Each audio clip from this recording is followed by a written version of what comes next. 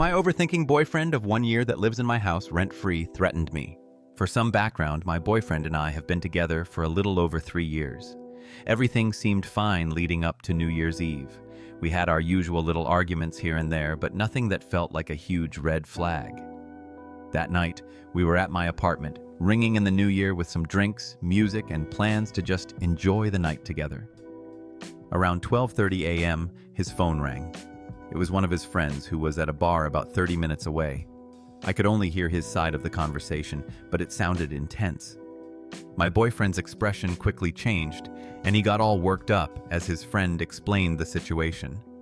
After he hung up, he told me his friend thought he might get jumped and needed backup. Someone to come down there and, I guess, stand guard or help if things got physical. Now, let me set the scene. My boyfriend had been drinking. We were 30 years old, grown adults who should probably know better than to entertain drunk bar fights on New Year's Eve of all nights. So I told him, calmly at first, that it was a bad idea. I reminded him that driving 30 minutes, drunk for a fight that might happen was not only dangerous but incredibly reckless. That is when things took a turn. He turned to me with this look in his eyes, pure rage. I do not know if I have ever seen him like that before. He snapped, "Well, if I was out getting jumped and you didn't step in to help me, I would jump you." I froze. I could not believe what I had just heard. Here I was, trying to stop him from potentially getting arrested for drunk driving or worse, and he was threatening me. I tried to rationalize it in the moment, telling myself it was the alcohol talking or maybe the heat of the situation, but the words hung in the air like a punch to the gut. This was not the first time, though. About a month ago, during another argument, he threatened to hurt me. He said something along the lines of, "If you don't stop pushing me, I'm going to push back harder." At the time, he apologized later and chalked it up to being stressed. He always has an excuse. He is tired, he is stressed, he is overwhelmed. And I am an empath. I always seem to find myself believing him, thinking, he's going through a rough patch, he doesn't mean it, I can help him. But this time feels different. The comment he made on New Year's Eve is replaying in my head over and over. "I would jump you." The way he said it, it was not just angry. It was calculated, deliberate, like he wanted me to feel scared.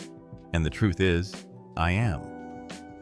He has not been physically violent with me, but he has done other things that make me question if I am safe. For example, he has broken some of my belongings during arguments. Once he smashed a picture frame of us because he said I was pushing him too far. Another time, he threw my phone across the room when I tried to walk away during an argument. I keep thinking about how much I have invested in this relationship. How he always convinces me that I am healing him, that I am his anchor, that I am the one who keeps him from spiraling. And it is true, I have seen him make some progress. He has started therapy, but he is inconsistent about going. He has cut down on drinking, kind of. But then moments like New Year's Eve happen, and I am left wondering if I am just fooling myself. Am I really helping him, or am I just enabling him? Or I do not know what to do anymore. Part of me wants to believe that he can change, that the good moments we have are proof that he is worth fighting for.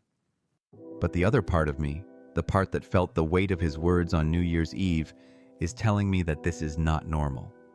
That it is not okay to feel scared of the person who is supposed to love you. I do not even know what I am looking for by posting this. Maybe I just needed to get it off my chest. Or maybe I need someone to tell me what I already know but am too afraid to admit. That love is not supposed to feel like this. Comments. Sick cursed cat. The last dude I was with who said, "I could kill you if I wanted, but I choose not to," is still actively stalking me over 4 years after the relationship ended. Dude abused the living fuck out of me and now refuses to leave me alone. Get out before it's too late. Fierce the Mind Slicer.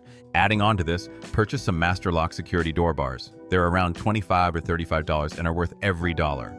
Doubly so if you're in an apt/condo where a maintenance staff or landlord leasing agent can access your property. Date 1. 1 day later. So here we are. First off, thank you to everyone who took the time to comment on my last post. I've read through every single response, and honestly, it's been eye-opening. I've spent so much time rationalizing his behavior, convincing myself it wasn't that bad, that hearing so many of you say, "This is not normal," hit me like a ton of bricks. Yesterday, I sat down to really think about what happened on New Year's Eve. That threat he made, "I would jump you," keeps replaying in my head. For so long, I've been telling myself that because he's never physically hurt me, it means I'm safe. But after reading your comments and reflecting, I realized that emotional threats like that aren't just empty words. They're a warning, and ignoring them is like pretending a flashing red light isn't signaling danger. This morning, I tried to bring it up with him. I wanted to talk about what he said and how it made me feel. I even told myself, maybe he didn't mean it the way it sounded. Maybe we can work through this if he's willing to acknowledge it. Big mistake. When I calmly said, "I need to talk about what you said on New Year's Eve," he immediately got defensive. His tone shifted. He crossed his arms and stared at me like I was the problem. I explained that his words scared me, that I felt hurt and unsafe. Instead of apologizing, or even just listening, he rolled his eyes and said, "You're blowing this way out of proportion." I tried again, saying, "You threatened me. That's not something I can just brush off." And that's when he lost it. He started yelling, calling me dramatic and too sensitive, and accused me of trying to paint him as a monster. At one point, he even laughed and said, "If you think that was a threat, you're crazy." I sat there stunned. I wanted to scream, to cry, to just shake him and say, "How can you not see how serious this is?" But I didn't. I just sat there, nodding, pretending to agree so he wouldn't escalate further. And here's the worst part. I apologized. I told him I was sorry for making him feel attacked. I told him I didn't mean to upset him. I backtracked on everything I wanted to say because I was scared of how he might react if I kept pushing. Now, hours later, I'm sitting here feeling like a complete idiot. Why am I apologizing for being scared? Why am I making excuses for someone who can't even acknowledge that threatening me was wrong? I've been going over his behavior in my head, his drinking, the broken belongings, the way he always turns things around to make me feel like the bad guy. And for the first time, I'm starting to see the pattern. This isn't a one-off thing. This is who he is. And yet, I'm stuck. I don't know what to do next. A part of me wants to believe he can change, that if I'm just patient enough or understanding enough, he'll finally get it. But another part of me is screaming, "Run!" I've started making a plan. I haven't told him yet, but I'm considering asking him to leave. The thought terrifies me. What if he refuses? What if he lashes out? What if I can't follow through? I'm also worried about what comes after. We've been together for so long, and I've built so much of my life around him. The idea of being alone again feels overwhelming. But at the same time, I don't know if I can keep living like this. I guess what I'm saying is, I know something has to change. I just don't know if I'm ready to take that step yet. For those of you who've been in similar situations, how did you find the strength to leave? How do you stop convincing yourself that staying is easier? I'll update again soon. For now, I'm just trying to figure out my next move. Update 2. 2 days later. I am back with another update, and to be honest, things have not improved. If anything, they have become more confusing and harder to navigate. After my last post, I spent most of the day reflecting on everything that has happened and trying to decide what my next steps should be. I knew I needed clarity, so I decided to approach him again and have a more serious conversation. Last night, after he had calmed down and things felt a little less tense, I brought up what had happened during our previous conversation. I told him that I still felt uneasy and that I needed to understand why he thought it was acceptable to make a threat like that, even in the heat of the moment. His initial reaction was a mix of defensiveness and excuses. He said things like, "I was not trying to threaten you," and "I just let my emotions get the best of me." He admitted that he had a problem with controlling his anger, but tried to minimize it by saying that he did not mean anything by it. Hearing him acknowledge even a fraction of the issue gave me a tiny glimmer of hope, but it did not last long. As we kept talking, I asked him what his plans were for us in the long term. Specifically, I wanted to know how he intended to work on his anger and whether he was serious about seeking help.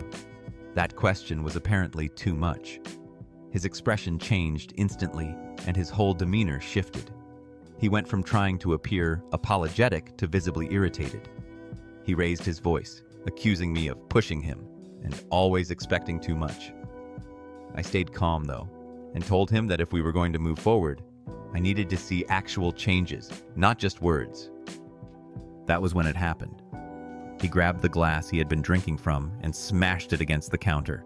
Pieces of glass flew everywhere. I froze. I was not scared for my physical safety in that exact moment, but the sound of that glass shattering felt like a metaphor for our entire relationship. It was loud, sudden, and impossible to ignore.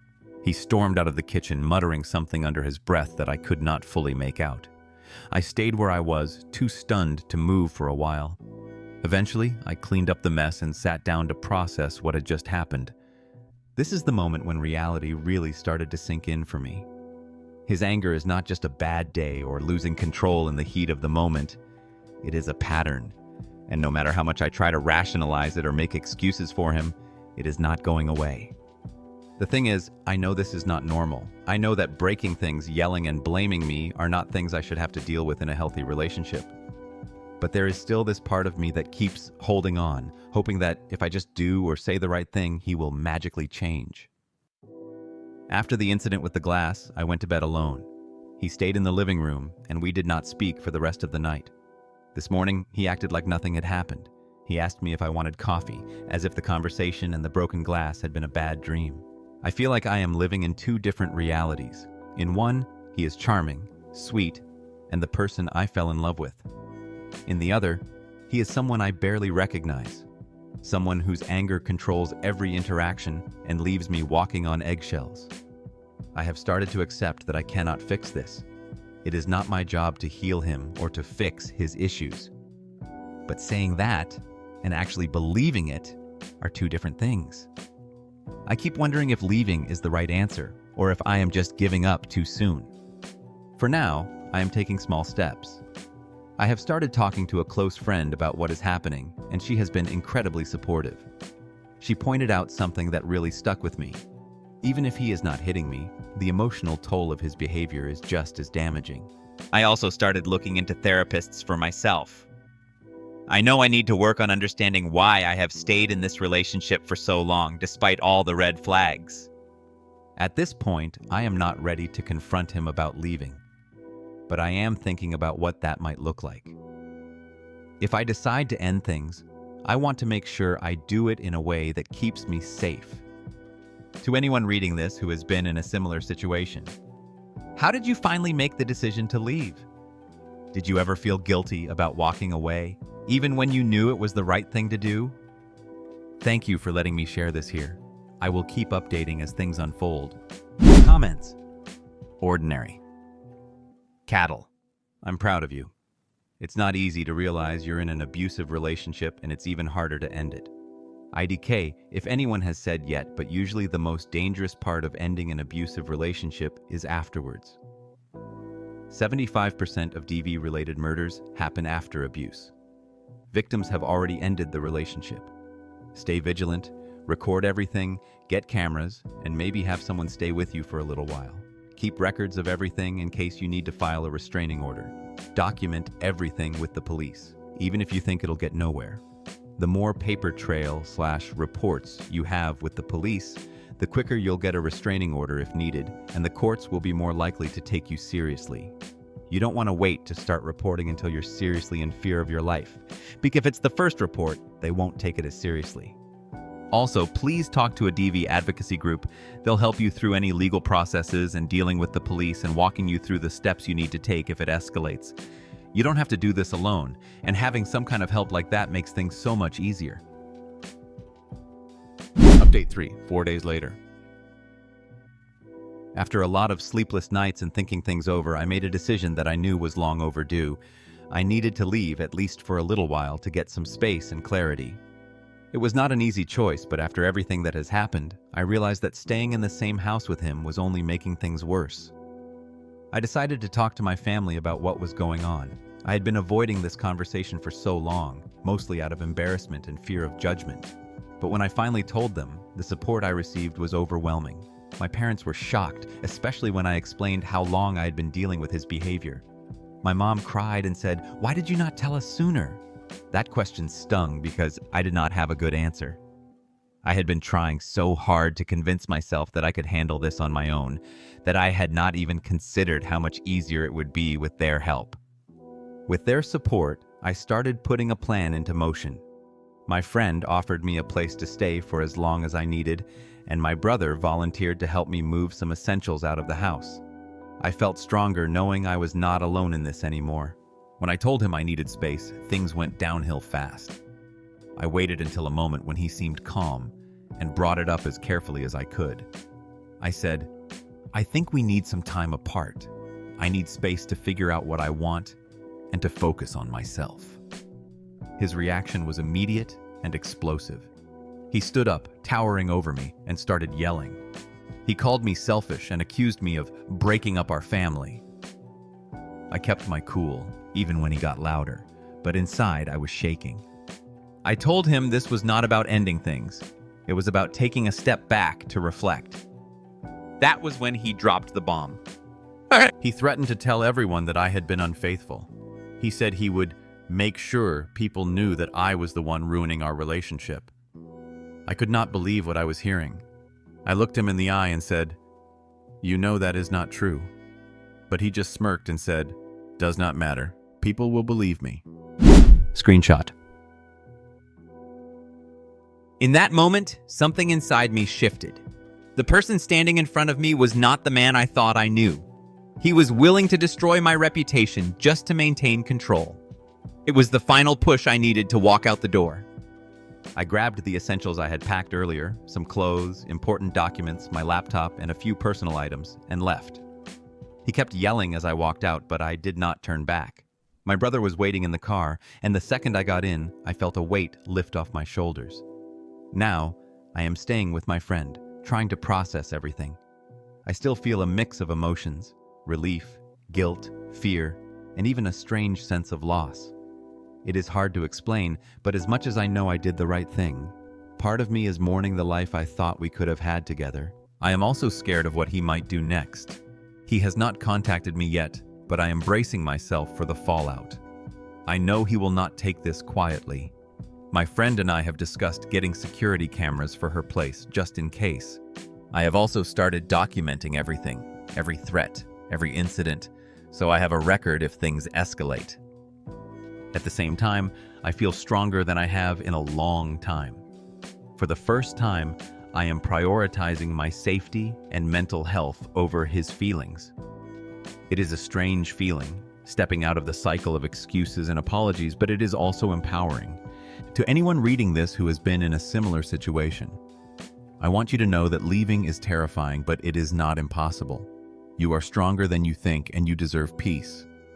I am not sure what the future holds, but for now, I am focusing on rebuilding myself one day at a time. I will keep you updated as things progress. Thank you for giving me a space to share this. It has been a lifeline. Update 4, 5 days later. This will likely be my final update. First, I want to express my gratitude to everyone who has been following my story and offering support.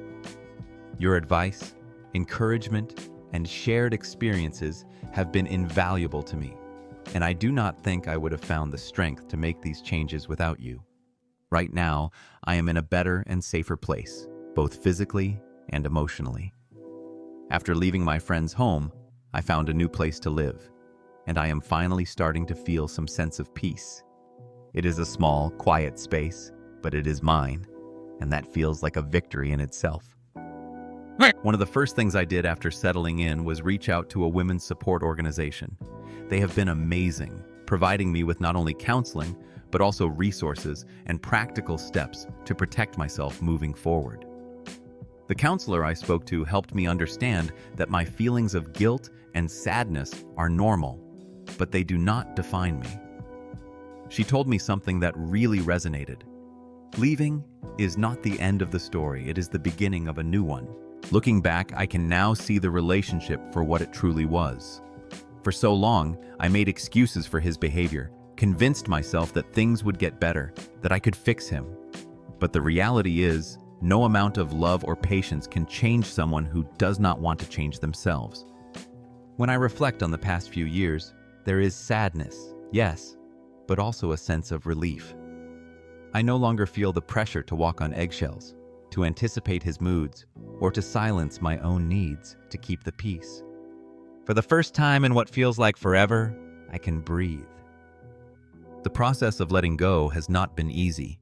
There have been moments of doubt, moments where I questioned if I was being too harsh, if I had given up too soon. But every time those thoughts creep in, I remind myself of the glass shattering, the yelling, the threats. Those were not isolated incidents. They were warnings, signs that I needed to listen to for my own safety and well-being.